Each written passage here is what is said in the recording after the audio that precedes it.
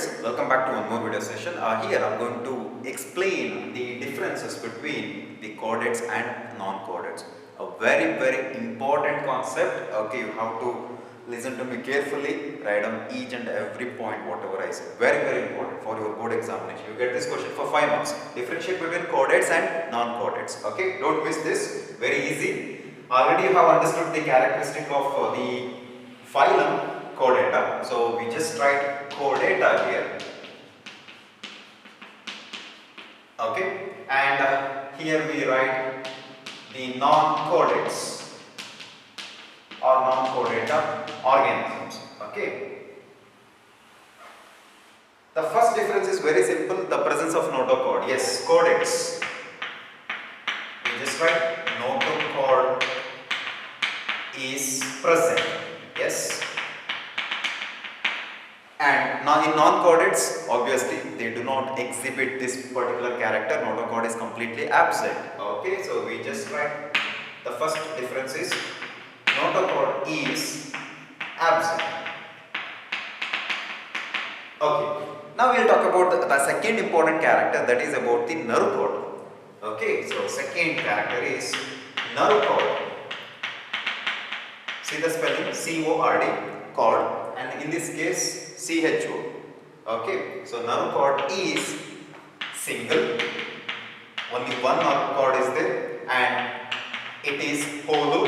Yes, you know about it, and it is present on the dorsal side of the organism. Nerve cord is single, hollow, and dorsal. Here, nerve cord, yes, non-chordates also exhibit nerve cord, nerve circle, but there is a difference. Nerve cord is, here I have written single, so I write double. That means they have a pair of nerve cords. Okay, and here I have written hollow. It's like, you know, it's like a pipe system, a cavity is there. But in this case, it is solid. It is not hollow, it is solid. Okay, dorsal. No, it is ventral. The nerve cord is always present on the ventral side in the case of non-chordate. So that is actually the thing to remember. Very easy. If you remember this, you write the opposite of it. Okay. The third one is heart. Heart is ventral. That is, it is situated on the ventral side. In this case, most of the non-chordates doesn't exhibit heart actually, but some non-chordates exhibit heart. Okay, if heart is present, where exactly it is situated? Heart is ventral in this case, so I have written the opposite, that is the dorsal. Heart is dorsal if present. In the bracket must write this because not all non-chordates exhibit or show the presence of heart. Got it? Okay. The next one is the presence of pharyngeal gill slits. Okay, we just write pharyngeal. So you know the meaning of pharyngeal gill slits. The gills are connected to pharynx. That's it. In the case of chordata is present. Yes. In this case, this character is completely absent. There is no pharyngeal gill slits. So we just write pharyngeal gill slits are absent.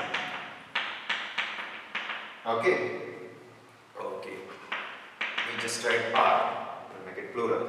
Okay. Next is the last character is the presence of tail. Where exactly? In the posterior end of the animal. That is post-anal tail is present. So this is another important character of chordata organisms. In this case, post-anal tail is absent.